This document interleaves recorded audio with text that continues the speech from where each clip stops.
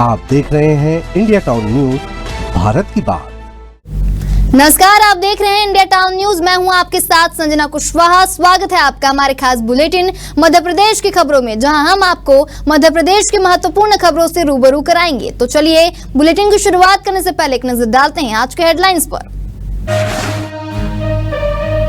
रतलाम में गौ माता के नाम पर घपला, दान की रकम निजी खाते में फेक क्यूआर कोड से की गई धांधली। शिप्रा तीर्थ परिक्रमा शुरू, गाजे बाजे के साथ निकली यात्रा, श्रद्धालुओं में भारी उत्साह।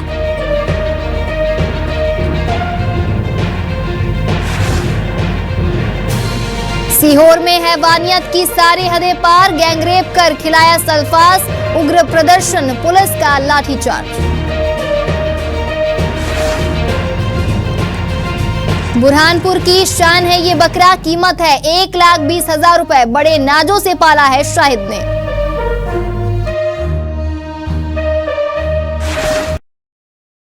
चलिए बढ़ते हैं खबरों की ओर। बुरहानपुर की खबर है, जहां बुरहानपुर में बकरीद के लिए बकरों की खरीद फरोख्त जोरों पर है।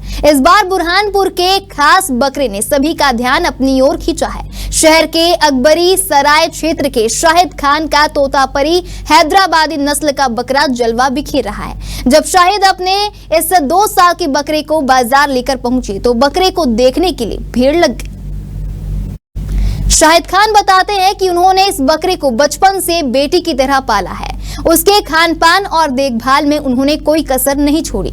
यही वजह है कि यह बकरा अब न सिर्फ शारीरिक रूप से खास बन गया है, बल्कि इसकी कीमत भी चर्चा में है। अब इस बकरे के लिए 95,000 रुपए तक की बोली लग चुकी है, लेकिन शायद इसे 1,20,000 रुपए से कम में नहीं बेचेंगे।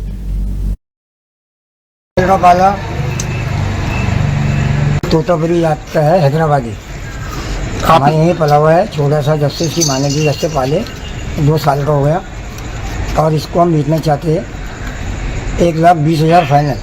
95,000 का मंडी में मांगे गए, हमने नहीं दी। 95,000 रुपये का किसने मांगा है? ये कालू भाई फ्रूट वालों ने, बुरहानपुर में ही। हाँ, बुरहानपुर में 3-4 उन्होंने मांगा, किसी ने 80 का मांगा, किसी ने 90 का मांगा। अभी हमने नहीं बेचे, हम इसको 1,20,000 का फाइनल बेचना है। खुराक में क्या इसको देते हैं, क्या खाता है? ये खाता है चने, पीपल का पाला और चापड़ खाता है। जो हेले खाते हैं ना, वो चापड़ आता है, तुअर की दाल का वो खाता है, और पाला खाता है। 1,20,000 रुपये तक के दोगे? तो क्या लगता है कि अगर बाहर इसको लेके जाएंगे तो क्या वहाँ पर? हम बाहर भी ले जाना चाहते हैं, हम नहीं बेचना चाहते। हम चाहते हैं कि हमारा शहर वाला कोई भी ले ले। आपके हमारे वतन में बिक जाए, बहुत अच्छी बात है। हमारे वतन में कट जाए, वो अच्छी बात है। हम नहीं चाहते इसको दूर जाके बेचे। क्या एक परिवार का हिस्सा आपका परिवार? हमारे परिवार से, हमारे बच्चे जगह पाले हमने इसको। इतना सा था, 10 से पाले। मेरा छोटे वाला भाई, इसके बहुत जाने उसके अंदर फिरोज नाम का, मेरे भाई सेंटिंग वाले। मतलब ये जो इसकी माँ भी यही है? इसकी माँ भी है। अभी इसकी माँ को कल या परसों बेच डालेंगे, परसों के लिए। सीहोर में नाबालिग को बंधक बनाकर रेप फिर हत्या का मामला सामने है। पिता का आरोप है कि 2 युवकों ने बेटी को बंधक बनाया और दुष्कर्म के बाद जबरन सल्फास की गोली खिला दी। भोपाल के एक अस्पताल में इलाज के दौरान नाबालिग की मौत हो गई। वहीं मंगलवार शाम को परिजनों ने थाने के सामने शव रखकर चक्का जाम कर दिया और उग्र भीड़ पर पुलिस को लाठीचार्ज करना पड़ा। मामले की सूचना मिलने पर एसडीओपी पूजा शर्मा, श्यामपुर थाना प्रभारी संध्या मिश्रा सहित भारी पुलिस बल पूरी रात मौके पर तैनात रहा। लड़की के पिता का कहना है कि सोमवार रात करीब 11 बजे मेरी दोनों बेटियां पानी भरने गई थी। यहां कान्हा और जगपाल ने बड़ी बेटी को पकड़ लिया। छोटी बेटी ने उसे जानकारी दी। इसी बीच नाबालिग बेटी लौट आई। उसकी तबीयत खराब हो रही थी। मैंने पूछा तो बताया कि दोनों ने उसे एक शटर में बंद कर दिया था। बेटी ने बताया कि उन लोगों ने उसे जबरन सल्फास की गोली खिला दी है। पिता का आरोप है कि वह मामले की शिकायत करने रात 1 बजे अहमदपुर थाने पहुंचे। 3 बार आवाज दी, तब एक पुलिस वाला गेट खोलकर बाहर निकला। मैंने उसे घटना बताई तो वह बोला, अस्पताल लेकर जा, नहीं तो तुझे भी अंदर डाल दूंगा। इसके बाद वह गेट लगाकर भीतर चला गया। पुलिस का कहना है कि एक आरोपी को हिरासत में ले लिया गया है। लोग पथराव की कोशिश कर रहे थे, इसलिए हल्का लाठीचार्ज किया गया है। समय मौजूद है। हम सीहोर जिले के अहमदपुर थाने में, यहाँ आप मेरे पीछे देख सकते हैं मृतक के परिजन आए हुए हैं। पुलिस के नारे लगाए जा रहा है। मैं कैमरामैन से कहूँगा कि ये दिखाए यहाँ पर किस तरह से ये थाने के सामने विरोध प्रदर्शन किया जा रहा है। इंडिया टाउन की न्यूज़ के लिए सीहोर से वसीमुद्दीन। भतीजी, क्या नाम है इनका? क्या उम्र थी इनकी? 17 साल।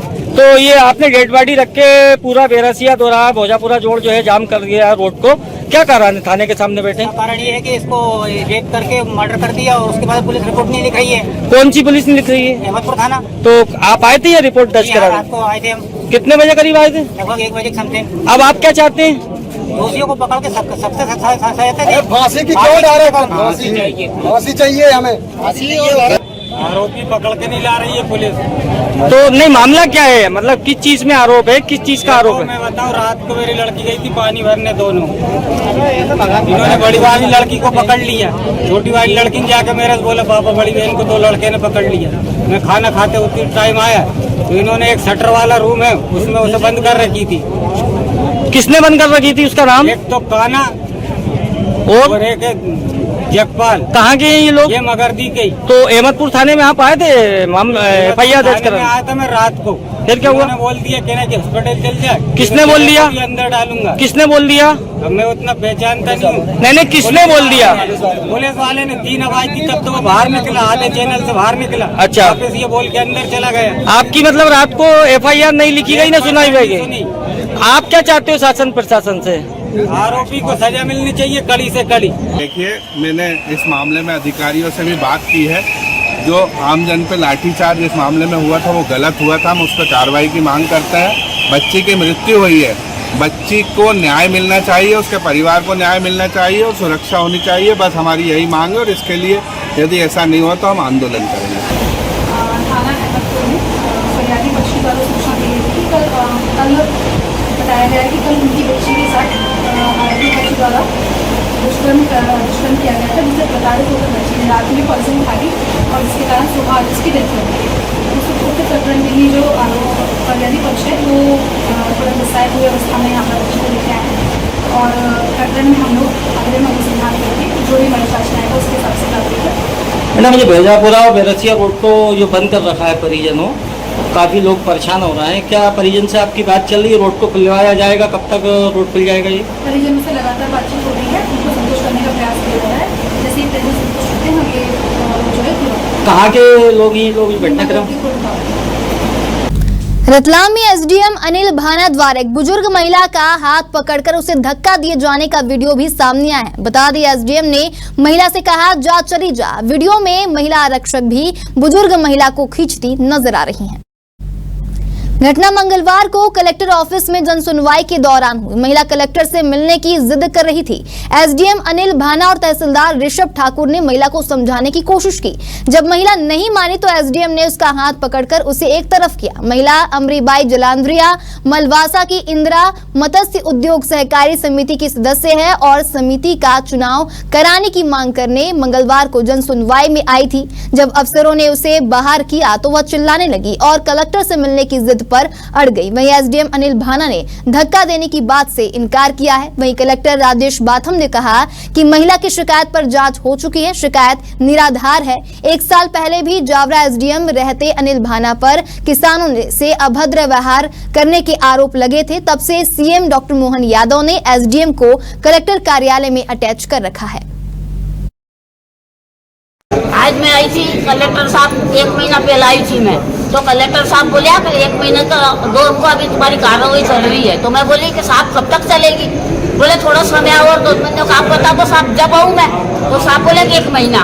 तो मैंने कहा साहब वो 1 महीना की ना हो रहा। तो मैंने कहा ठीक है सर, मैं 1 महीना बाद ही आऊँगा। क्या समस्या थी, क्या लेके? ये वोटिंग का और 20,000 की रसीद के पीछे हमारे वोटिंग समिति की, जय इंदिरा मत्स्य सहकारी समिति है, वोटिंग नहीं हुआ। हर साल फर्जी वोटिंग करे, खूब साल हो गया, बिना सदस्य से वोटिंग कर ले न सब कर ले। तो मैं 1 महीना में आ जाई तो भाई कहीं तो करनी चाहिए नहीं। चल रही तो चलता चलता तो साल भर हो गया, कब करोगे? जैसे कोर्ट में भी केस चले, बयान हो गए, बेस हो गए, सब भी हो गए। तो भाई यहाँ न्यायालय तो है ही नहीं जो 6 महीना की समय भी लो ने फिर क्या चल रही कार्रवाई। आप क्या चाहते हो? अभी क्या मांग? मैं तो चाह रही हूँ हमारे समिति का चुनाव होना चाहिए और ये 20,000 की रसीद को भी निराकरण होना चाहिए। क्या कौन सी समिति है, किसके चुनाव? ये इंदिरा मत्स्य सहकारी समिति है। दादाजी धुनीवाला आश्रम मंदिर नव निर्माण समिति की प्रथम बैठक कलेक्ट्रेट सभा कक्ष में हुई, जहां बैठक में भूमि पूजन की तारीख, मंदिर निर्माण का प्लान, लागत आदि पर चर्चा की गई है। बैठक में आए सुझावों के आधार पर भूमि पूजन की तिथि जल्द घोषित करने का फैसला लिया गया। बताया गया है कि समिति का खाता HDFC बैंक शाखा आनंद नगर खंडवा में खोला गया है। मंदिर निर्माण के लिए छोटे सरकार की ओर से 15 करोड़ रुपए एवं सदस्य राकेश बंसल की ओर से 1,11,000 रुपए की राशि प्रदान की गई है। जी का हम सब पर आशीर्वाद है। दादा धुनीवाले महाराज जी के से प्रेरणा लेकर ही हम सब, हमारे जनप्रतिनिधि, हमारे विधायक जी, हमारे महापौर जी और दादाजी महाराज में अगाध श्रद्धा रखने वाले सभी श्रद्धालु और हमारे कलेक्टर साहब, प्रशासन के समस्त अधिकारी और सभी जनप्रतिनिधियों का ये आज नहीं वर्षों का प्रयास था कि दादाजी धुनीवाले का मंदिर निर्माण होना चाहिए और उस दिशा में हम लगातार बैठकों पर बैठकें करके एक आपस का सामंजस्य बनाकर पूरा फाइनल हो चुका है। और आज हम ने जो है कि उसके एजेंडे पर भी बहुत सारे बिंदुवार चर्चा करके आज उसका विधिवत रूप से बैंक अकाउंट खोलकर उसमें छोटे सरकार की तरफ से 15 करोड़ रुपए आज RTGS के माध्यम से उन्होंने इस खाते में जमा किए और हमारे शहर के उद्योगपति जो मंदिर ट्रस्ट में भी है राकेश बंसल जी ने भी 1,11,000 रुपये अपने अकाउंट से उसमें ट्रांसफ़र किया है और आज इसकी शुरुआत होगी। तो 29 या 30 तारीख संभवतः भूमि पूजन की तारीख तय होगी, क्योंकि कुछ बड़े लोगों को भी इसमें बुलाना है, तो संभवतः कल वो तारीख फाइनल हो जाएगी। रतलाम जिले के बांगरोद की गौशाला में हुए भ्रष्टाचार को लेकर अब ग्रामीणों में आक्रोश बढ़ता ही जा रहा है। आरोप है कि गौशाला में फर्जी QR कोड के जरिए बीते 10 वर्षों के दौरान दान की राशि निजी खाते में डालकर हड़प ली गई है। वहीं समिति की ऑडिट में यह घोटाला सामने आया है। लगातार शिकायतों और जांच की मांग के बावजूद प्रशासन की चुप्पी से नाराज ग्रामीणों ने अब आंदोलन का रास्ता चुना है, जहां बांगरोद व आसपास के गांव के ग्रामीण कलेक्टर कार्यालय पहुंचे, जहां पहले तो जन सुनवाई से बांगरोद गौशाला में हुए भ्रष्टाचार की जांच के लिए आवेदन दिया गया, लेकिन आश्वासन न मिलने पर ग्रामीण कलेक्ट्रेट के बाहर धरने पर बैठ गए और नारेबाजी शुरू कर दी। वहीं कलेक्टर राजेश बाथम ने उन्हें जाँच कराने का भरोसा दिलाया है। विगत 6 माह से श्रीराम गौशाला बांगरोद में वित्तीय अनियमितता का मामला उजागर हुआ है। लगभग 11-12 वर्षों से कई बार ऐसी चीज़ें भी आई थी कि इसमें गौ माता को लेकर के कभी चद्दर शेड का मामला हो, चाहे ये पटा से हो दान राशि का। इस बार बैठ करके गांव वालों ने एक मीटिंग आयोजित की थी। मीटिंग में ये चीज़ें निकल के आई कि जो पूर्व में जो व्यवस्था चल रही थी उसमें कहीं गड़बड़ थी और उस गड़बड़ को लेकर के आज माननीय कलेक्टर साहब के पास भी जांच, दूध को दूध और पानी को पानी हो जाए और जो गड़बड़ियाँ हैं वो उजागर हो जाए और जो इसमें दोषी हैं उनका कुछ एक्शन हो। इस प्रकार की विषय को लेकर के बांगरोद से लोग आए थे और कुल मिलाकर के गौ माता को न्याय मिले। झाबुआ जिले के थांदला और मेघनगर के बीच देर रात सजेली रेलवे फाटक के समीप तेज रफ्तार ट्रक ट्रेलर ने वैन को जबरदस्त टक्कर मार दी। बता दें, हादसे में कार सवार 9 लोगों की मौके पर ही मौत हो गई और 2 लोग गंभीर रूप से घायल हो गए। जानकारी के अनुसार कार परिवार भावपुरा गांव से शादी समारोह से लौट रहा था। सजेली फाटक पर रेलवे के निर्माणाधीन पुल के पास ट्रक ट्राला ने कार को टक्कर मार दी और घसीटते हुए काफी दूर तक ले गया। कार के परखच्चे उड़ गए। बुरी तरह कुचल जाने से 9 लोगों की मौके पर ही मौत हो गई। वहीं सभी मृतक झाबुआ जिले के शिवगढ़ महुड़ा निवासी बताए जा रहे हैं। घटना की जानकारी मिलते ही थांदला व मेघनगर की पुलिस एम्बुलेंस मौके पर पहुंची व घायलों व मृतकों को सिविल अस्पताल थांदला व मेघनगर पहुंचाया गया। मृतकों में 4 बच्चे, 3 महिलाएं और 2 पुरुष शामिल हैं। ये जो इको गाड़ी है, छोटी गाड़ी, वो इधर से आ रही थी, रेलवे फाटक की तरफ से आ रही थी, थांदला तरफ जा रही थी। तो बड़ा कंटेनर थांदला तरफ से आ रहा था और मेघनगर तरफ जा रहा था। तो यहाँ पर रोड कच्चा है, जैसे ही इको गाड़ी, जो छोटी गाड़ी, वो कच्चे रोड तक पहुंच गई थी और बड़ा कंटेनर उधर से स्पीड में आ रहा था। उसको डाइवर्सन का कोई बोर्ड नहीं था, दिखा नहीं कुछ, वो अपन नहीं कह सकते। बाकी उन्होंने जैसे गाड़ी लाया, उन्होंने इको गाड़ी के ऊपर गाड़ी चढ़ा दी। वो गाड़ी नीचे पूरी दब गई थी। उसके बाद हमने उसको जेसीबी मंगाई, 2 घंटे बाद जेसीबी आ गई थी। जेसीबी मंगाने के बाद हमने उनको निकाले, वहाँ उठाना पड़ा। हाँ, 2 जेसीबी और एक पोकलेन मंगाई थी, क्रेन वगैरह। तो 3 चीजों से हमने उसको कंटेनर को उठाया। फिर उसमें से हमने इस गाड़ी को निकाली। उस गाड़ी को निकालने के बाद भी अंदर फंसे हुए थे। गाड़ी की हालत देख रखी है आपने कैसी है। उसमें से हम एक आरी लाई थे, आरी काटने की। उस आरी से काट के यहाँ से लोगों को निकाला है हमने। आ जाती तो ड्राइवर की जान बच सकती थी, वो जिंदा, उनका दिल धड़क रहा था। 2 घंटे लेट हो गए, उसके बाद वो भी चले गए थे, उन्होंने नहीं बच पाया था। ये मामला रात का 12 बजे का है और हमारे परिवार के ही लोग हैं सर। और इसमें एक कंटेनर आया फुल स्पीड से और वहाँ पर जो पुलिया बन रहा है वहाँ पे ना तो लाइट लगी हुई है ना रेडियम लगा हुआ है। और हमारे परिवार के जो लोग एक गाड़ी से आ रहे थे, गाड़ी थी इक्को, उस गाड़ी को टक्कर मार के उसकी जो ताला अनियंत्रित होकर उस गाड़ी के ऊपर पलटी खा गया। उसकी वजह से गाड़ी बिल्कुल रोड के नीचे दब गई और सारा परिवार ख़त्म हो गया सर। तो अपन ये चाहते हैं कि सरकार से उन परिवार वालों को कुछ आर्थिक सहायता प्रदान की जाए। और यहाँ पर भी प्रशासन ऐसा दबाव बना रहा है कि तुम पीएम करवा लो, उसके बाद सब कुछ हो जाएगा, लेकिन उसके बाद कुछ भी नहीं होगा। तो अपन ये चाहते हैं कि पहले उनके परिवार वालों को जो सहायता प्रदान करनी है वो आगे घोषणा की जाए, उसके बाद पीएम करवाना है। यही हमारी मांग है। कल रात में एक कंटेनर आ रहा था सीमेंट का थानवर तरफ से और एक विवाह कार्यक्रम से एक इको वाहन जा रहा था। तो वहाँ से उस तरफ से आके जो कंटेनर आ रहा था उससे उसकी एक्सीडेंट हो गया है, जिसमें 9 लोगों की मृत्यु हो गई। शादी कार्यक्रम से आ रहे थे।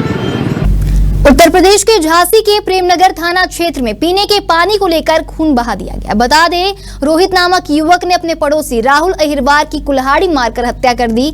वहीं पुलिस ने आरोपी को गिरफ्तार कर लिया है। घटना झांसी के प्रेमनगर थाना क्षेत्र के गोकुलपुरी कॉलोनी की है। प्रेमनगर थाना प्रभारी सरिता ने बताया कि आरोपी रोहित का किसी से झगड़ा हो गया था। उसने कुल्हाड़ी लेकर उसे दौड़ा दिया। इसके बाद रोहित राहुल के घर पर पहुंचा और पानी पीने के लिए राहुल की भाभी से मोटर चलाने को कहा। राहुल ने मना कर दिया। इस पर झगड़ा हो गया और रोहित ने राहुल पर कुल्हाड़ी से हमला कर दिया। गंभीर घायल राहुल को मेडिकल कॉलेज पहुंचाया गया, जहां से उसे ग्वालियर रेफर कर दिया गया। ग्वालियर ले जाते वक्त रास्ते में राहुल की मौत हो गई। उसके सिर पर, चेहरे पर कुल्हाड़ी से 5 बार वार किए गए थे।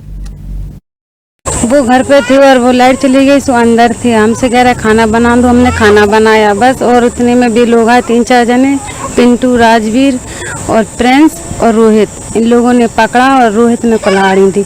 हमें आवाज़ दी सुनाई, तो हम बाहर निकले। इतने में भी लोग भाग गए। फिर हमने कुल्हाड़ी 4-5 गाली और फिर हमने तो देखा नहीं है साहब। फिर हमने अपने हस्बैंड को फ़ोन किया और बस इतने में वे लोग भाग ही गए थे और हम अकेले थे, कछु कर ही नहीं पा रहे थे। जो हमारी सास हैं भी आती नहीं, छीना चढ़ा रही थी। क्या नाम था? राहुल है। उज्जैन में इस वर्ष भी गंगा दशहरा पर्व पर रामघाट में शिप्रा तीर्थ परिक्रमा यात्रा शुरू हुई, जहां जिले के प्रभारी मंत्री गौतम टेटवाल ने ध्वज फहराकर यात्रा का शुभारंभ किया।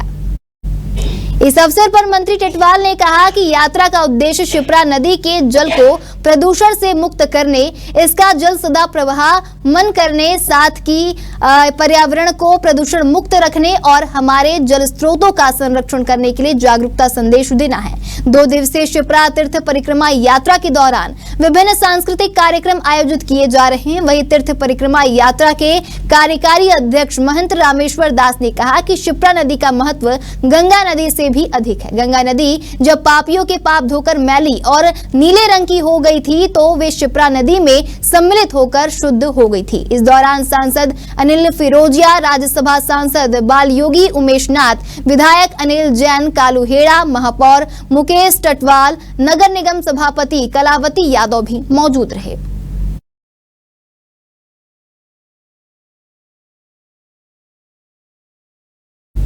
उज्जैन में मध्य प्रदेश छत्तीसगढ़ केंद्रीय गुरु सिंह सभा द्वारा गुरमीत शिक्षा कैंप का आयोजन किया जा रहा है, जिसमें देश भर के 8 राज्यों से 274 बच्चे बच्चियां भाग ले रहे हैं। यह कैंप स्वर्गीय सरदार सुरिंदर सिंह अरोरा की यात्रा याद में आयोजित की गई है। इसका उद्देश्य सिख बच्चों को धार्मिक शिक्षा देना और सिख इतिहास एवं संस्कृति से जोड़ना है। कैंप में बच्चों को गुरुमुखी शिक्षा, सिख इतिहास और कीर्तन की शिक्षा दी जा रही है।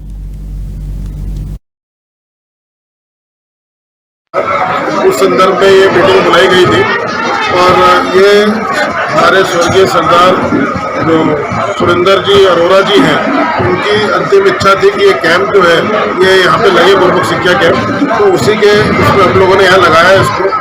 बड़ी खुशी की बात है कि 274 बच्चों से ऊपर इसमें पार्ट लिया है बच्चों ने, और यहाँ पे उनका गुरुमुख शिक्षा उनको सिखाई जाती है, शस्त्र कला सिखाई जाती है, उनको हमारा गुरुओं का इतिहास उनको सिखाया जाता है, और भी काफ़ी एक्टिविटीज़ होती हैं सारी यहाँ पर। तो ये 7 दिन 8 दिन पूरा कैंप चलेगा। 1 तारीख से चालू हुआ है और 8 तारीख को इसका समापन है। हमारे कोशिश कर रहे हैं हम लोग कि हमारे SGPC प्रेसिडेंट जो धामी साहब हैं वो समापन के दिन आ सके, तो अभी क्लियर नहीं हुआ है, लेकिन अगर वो अगर आ सकेंगे तो बहुत अच्छे तरह वो मिलेगा। बाकी हम लोग सिख समाज के तरफ से कोशिश कर रहे हैं कि हमारा जो अगला फोकस है वो एजुकेशन और हेल्थ के ऊपर ही है पूरा। उसी एवज में हम लोग उसी दिशा में जा रहे हैं। ये कैंप उसी दिशा में है। आगे भी हम लोग इंदौर के अंदर बहुत सारे प्रोग्राम कर रहे हैं। हमारे खास बुलेटिन मध्य प्रदेश की खबरों में फिलहाल इतना ही। तमाम खबरों के लिए बने रहिए इंडिया टाउन न्यूज के साथ। नमस्कार। आप देख रहे हैं इंडिया टाउन न्यूज, भारत की बात।